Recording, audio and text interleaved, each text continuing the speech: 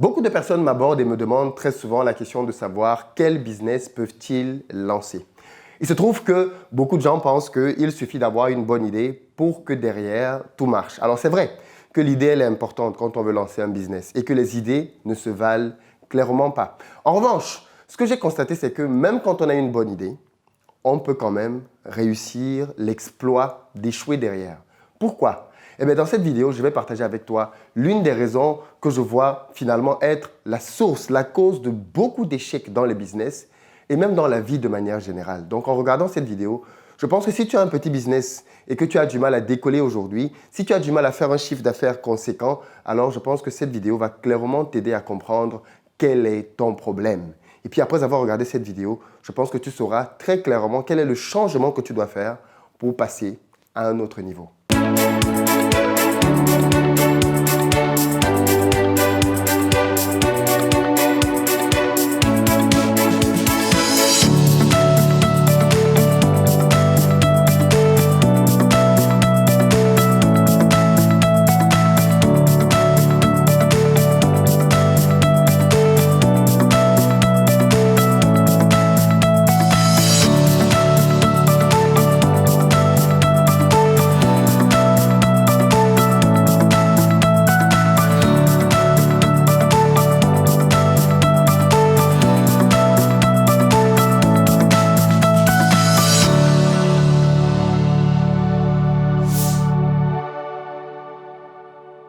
Salut à toi et bienvenue sur ma chaîne, moi c'est Philippe Simo. Ici je te parle d'entrepreneuriat et d'investissement parce que je suis convaincu que ce sont les deux piliers sur lesquels la communauté noire doit s'appuyer si elle veut émerger. Donc si toi aussi tu veux faire partie de cette belle aventure, je t'invite à faire deux choses. La première, abonne-toi à cette chaîne et active les notifications, la cloche. Tu seras ainsi informé de l'apparition de toutes nos vidéos quotidiennes comme celle-ci qui vont t'apporter du très bon contenu business. Et puis deuxième chose, va dans la barre de description et clique sur le lien pour recevoir gratuitement le quiz que j'ai créé intitulé Le Révélateur. C'est un quiz qui va te permettre de savoir où est-ce que tu en es dans la gestion de tes finances afin de t'aider à ne plus être une passoire mais devenir quelqu'un qui sait véritablement comment gérer son argent.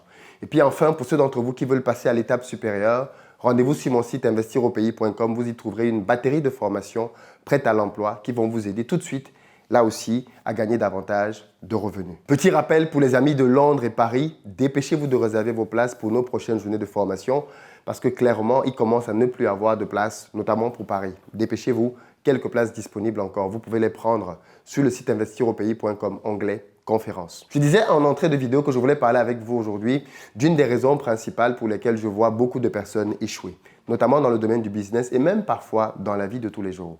Pourquoi? Je vais vous donner un exemple très simple. C'est celui d'un père qui était sur son lit de mort, qui a réuni autour de lui sa famille parce qu'il s'apprêtait à quitter cette terre.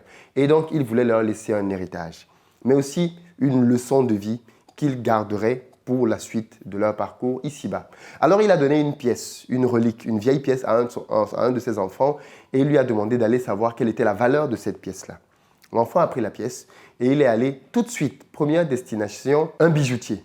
Il allait voir le bijoutier, il lui a proposé la pièce et le bijoutier lui a donné une somme pour cette pièce-là.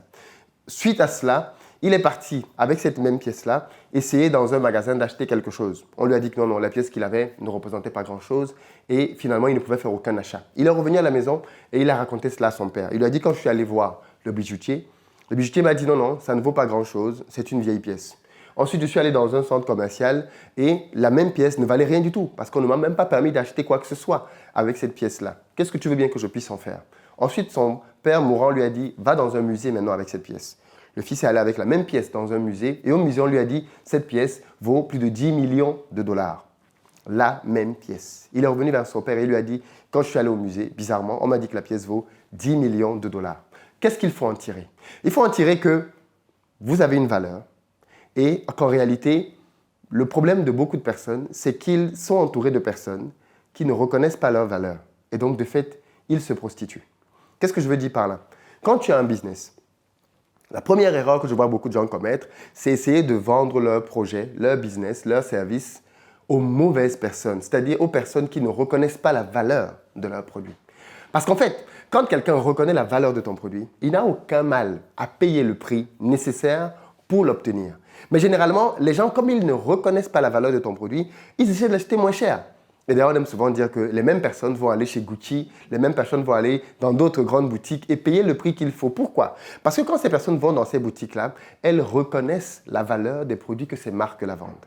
Et donc, quand elles sont face à ton produit, face à ton service, en réalité, elles n'ont pas le même rapport de valeur. Elles ne reconnaissent pas la valeur de ton produit. Et donc, on se retrouve dans une situation dans laquelle tu as un produit qui est même parfois de bonne qualité, un bon service, une bonne prestation, mais les gens autour de toi te font comprendre que tu es cher. Les gens autour de toi essaient d'acheter ton produit à crédit. Les gens autour de toi essaient de banaliser ton business. Ils essaient même de te décourager ou de te dire même d'arrêter parce que tu perds ton temps. Donc, en fait, malheureusement, ce type d'attitude-là a entraîné beaucoup de business à fermer. Beaucoup de business à fermer. Alors qu'en fait, le problème, ce n'était pas ton business. Le problème, c'était tes clients. À qui est-ce que tu essayais de vendre? Et donc, moi, j'ai compris cette stratégie-là très tôt dans le business. Voilà pourquoi est-ce que justement, quand je me suis positionné dans mes business et dans mes formations, je me suis dit, pour pouvoir vendre des produits de haut standing, il faut y mettre la qualité qu'il faut. Par contre, une fois que j'ai mis la qualité qu'il faut, si quelqu'un se plaint en face et il dit que mon produit n'est pas bon, en fait, ce n'est pas mon produit qui a un problème. C'est lui qui a un problème. Parce que ça veut dire simplement qu'il ne correspond pas à ma cible. Qu'est-ce que ça veut dire? Ça veut dire que quand tu lances un business, en réalité, tu dois éviter de tomber dans le piège de vouloir vendre à tout le monde, à toute la population. Tu dois décider dès le départ à qui est-ce que ton produit, ton service est destiné. Et une fois que tu as décidé à qui est-ce que tu allais vendre, tu vas désormais communiquer exclusivement pour parler à cette personne-là. Ça veut dire que même les mots que tu vas utiliser dans ton langage ne sont pas les mêmes. Parce que je ne sais pas si tu l'as remarqué, mais les gens ont par standing, par catégorie dans la vie, des manières différentes de s'exprimer, même pour désigner les mêmes choses. Et donc, quand tu vas commencer à comprendre à qui est-ce que tu veux vendre, tu vas pouvoir déterminer ce que l'on appelle dans le business ton avatar client. Alors, tu vas pouvoir cibler, adresser de manière très précise à cette personne-là toutes tes communications. Et tu verras que le prix que tu vas lui proposer pour cette personne-là, ce sera génial. J'ai été à plusieurs reprises dans le cas de quelqu'un qui vend un produit à quelqu'un à plusieurs milliers d'euros. La personne est super contente parce qu'elle voit la valeur du produit et face à quelqu'un d'autre qui est en train de te dire, en fait, il faut que tu divises ton prix par 10, quoi. Et c'est malheureusement ce qui se passe. C'est-à-dire, des gens qui ne reconnaissent pas la valeur de ton produit ou de ton service te poussent à te prostituer. Quand je parle de te prostituer, c'est de te vendre en dessous de ce que tu vaux réellement. C'est ce que j'appelle prostitution. Donc, quand un entrepreneur se prostitue, c'est qu'il décide de céder au chantage qui lui est fait par les mauvais clients. Donc, en réalité, si tu veux être un bon entrepreneur, un entrepreneur qui vend des produits et qui vit de ses produits, tu dois prendre la décision ferme, mais super importante dans ta vie, de ne pas te prostituer. Tu dois prendre la décision d'être un entrepreneur et pas une prostituée. Et un entrepreneur, c'est quelqu'un qui sait quelle est la valeur du produit qu'il veut vendre et qu'il adresse sur toi la bonne personne. Donc, réfléchis-y. À qui est-ce que j'adresse mon produit? Quelle est ma cible? Et comment est-ce que je communique avec elle? Si je veux vendre un produit de haut standing, je ne peux pas le vendre comme un produit populaire. On est d'accord? La manière avec laquelle Ferrari vend ses voitures est très différente de la manière avec laquelle Peugeot vend ses voitures. OK? Ils ciblent des personnes différentes. Et à partir de là, bien évidemment, ils adressent des messages totalement différents. Donc, toi aussi, en tant qu'entrepreneur, pose-toi bien la question du positionnement.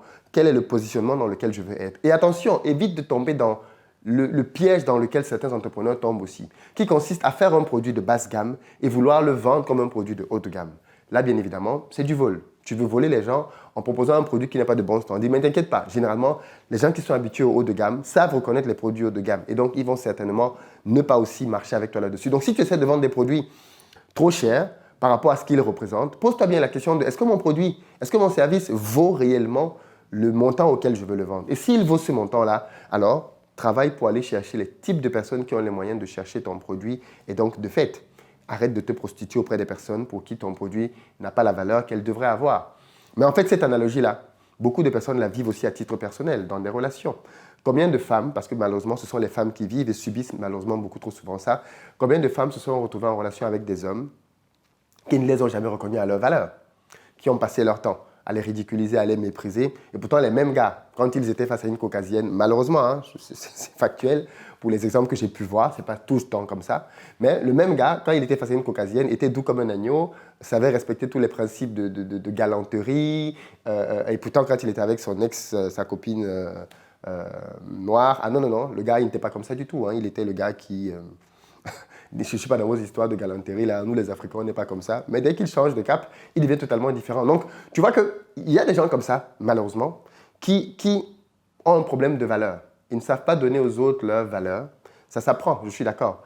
Et il faut apprendre à valoriser les gens avec qui on est, les gens avec qui on vit surtout, pour qu'ils se sentent importants à nos yeux. C'est-à-dire, Le meilleur cadeau que tu puisses faire en réalité à une femme, ça je m'adresse aux hommes, c'est de lui faire comprendre qu'elle a une valeur inestimable à tes yeux. De lui faire comprendre et de lui montrer qu'elle a une valeur inestimable à tes yeux. Et ça, ceci ne passe pas forcément au travers de gros cadeaux ou de tout ce que tu veux. Il faut juste que la personne le comprenne. Ça, c'est l'un des cadeaux priceless. Ça n'a pas de prix de démontrer ça à quelqu'un. Et clairement, là-dessus, je pense que les hommes fautent beaucoup. On est souvent, pas tout le temps, hein, bien évidemment pas systématiquement, mais on a souvent tendance à penser que l'herbe est plus verte chez le voisin. On a tendance à penser que la fille que l'on voit là, sur Instagram, sur Facebook, ou alors la voisine que l'on voit de loin est meilleure que la personne avec qui on est déjà. Et bien évidemment, ceux qui ont essayé le coup, qui ont laissé la première pour aller vers la deuxième, généralement on laisse la deuxième pour aller vers la troisième, et la troisième pour aller vers la quatrième. Et au final, au bout de 10 ans, ils se rendent compte qu'en fait, non, le bonheur, ce n'est jamais chez la prochaine. Le bonheur, c'est toi qui décides de le bâtir, de le construire là où tu es. Et tu peux le faire dès aujourd'hui. Donc, entrepreneur, arrête de te prostituer. C'est le message que je voulais te passer aujourd'hui pour t'amener à un autre niveau dans ton business. Dis-moi ce que tu en penses. Est-ce que tu as été déjà victime de ces problèmes-là dans ton business? Est-ce que tu connais des entrepreneurs qui vivent avec ça? Et puis à ton niveau, comment est-ce que tu penses que l'on peut régler ce type de problématique-là? On en parle bien évidemment comme d'habitude dans les commentaires et je te dis à très bientôt.